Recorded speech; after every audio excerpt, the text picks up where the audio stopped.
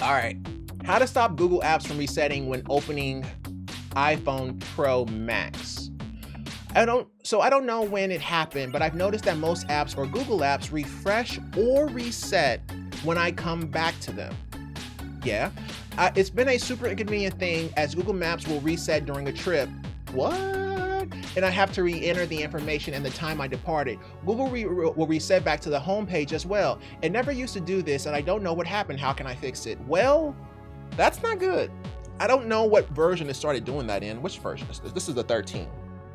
All right, so, okay. So it appears that the apps are not being loaded into memory properly.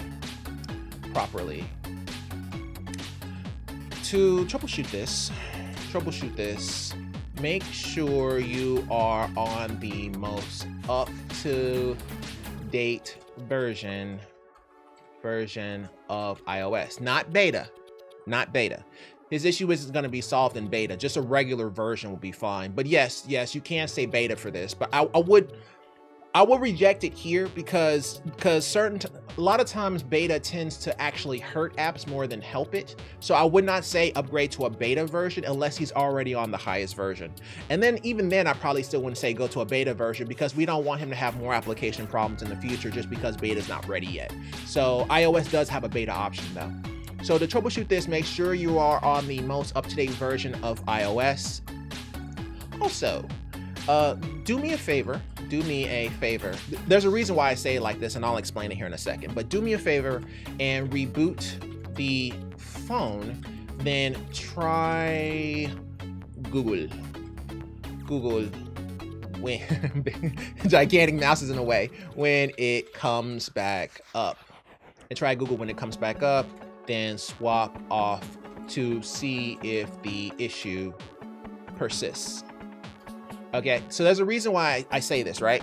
So you could tell a customer, you can ask a customer, and this is okay. You can be like, hey, could you go ahead and clear or close out all of your applications for me? However, there's a pretty good shot they don't know what the hell you're talking about. So they're gonna be like, okay, well, how do I do that? And now you're gonna be teaching them how to go to their applications and how to shut them down on an iPhone, and you may have an Android. Now, of course, you can do that, obviously. You can just kind of swipe up, and then whenever you swipe up, you'll see all your applications, and you can kind of just swipe left to kill them. But it's easier. It's easier to say to go ahead and reboot the device when it comes back up. Then we can go ahead and do everything that we want to do. But once it comes back up, it also has nothing utilizing its memory. So if nothing is utilizing its memory, then it has a very high probability of not causing the issue. So I just want to see if the issue persists through a reboot. If it does not, then he just has a memory issue and we just kind of have to work it. Maybe he has too many applications, too much on his storage, so on and so forth. So that's the reason why we tell him to do that. So we're telling him to do a reboot because it's too fancy to be trying to tell people to go ahead and, remove all your applications and see if that fixes the issue. Like, I'm not about to do all that.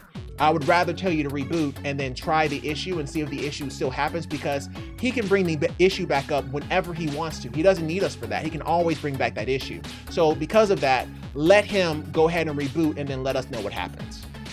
So that's what I would say to this one here.